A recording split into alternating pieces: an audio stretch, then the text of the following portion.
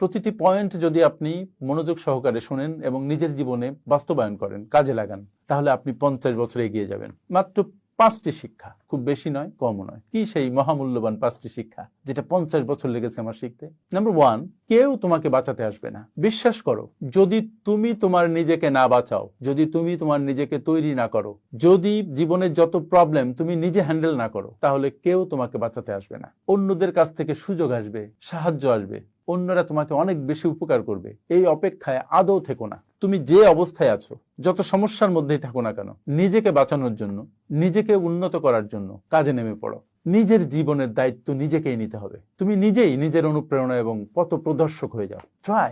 Number 2, তাড়াতাড়ি ব্যর্থ হও, ভালোভাবে ব্যর্থ হও। ব্যর্থতা সাংঘাতিক একটা শিক্ষা জীবনে। ব্যর্থতা দেখে যারা মুষড়ে পড়ে, যারা পিছিয়ে যায়, তারা কাপুরুষ। তুমি যদি ব্যর্থ হও, তবেই তুমি সফল হতে পারবে। তবে ব্যর্থতাকে মেনে নিতে হবে, ব্যর্থতার মধ্য দিয়ে হাঁটতে হবে, ব্যর্থতার কারণ খুঁজে বের করতে হবে, শিক্ষা নিতে হবে এবং ঘুরে দাঁড়াতে হবে।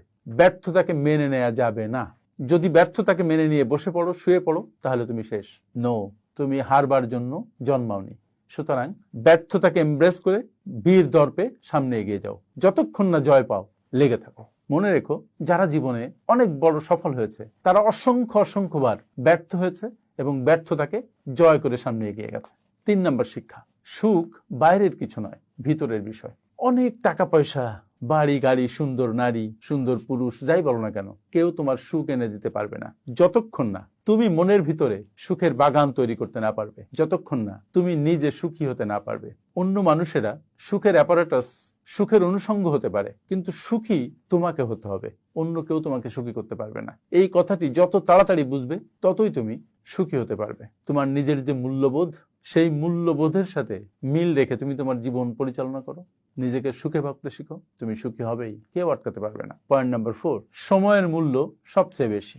আমরা হয়তো জানি না যে সময়ের অপর নাম জীবন। প্রতিটি মুহূর্ত, প্রতিটি ঘন্টা চলে যাচ্ছে, তোমার জীবন থেকে সবচেয়ে মূল্যবান জিনিসটা চলে যাচ্ছে, যেটা তুমি কখনো কোনো কিছুর বিনিময়ে আর ফিরিয়ে আনতে পারবে না। সময়ের নামই জীবন। তাই এখন থেকে একটা সেকেন্ড অপব্যয় করো না। তুমি তোমার জীবন গঠনে, তোমার পরিবারের সমৃদ্ধির জন্য, তোমার সোসাইটির জন্য, তোমার দেশের জন্য প্রতিটি মুহূর্ত কাজ করে যাও।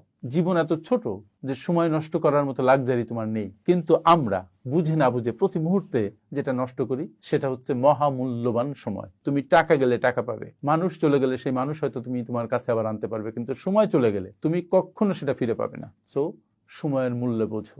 যত তাড়াতাড়ি বুঝবে, ততই তোমার জীবন সুন্দর হবে।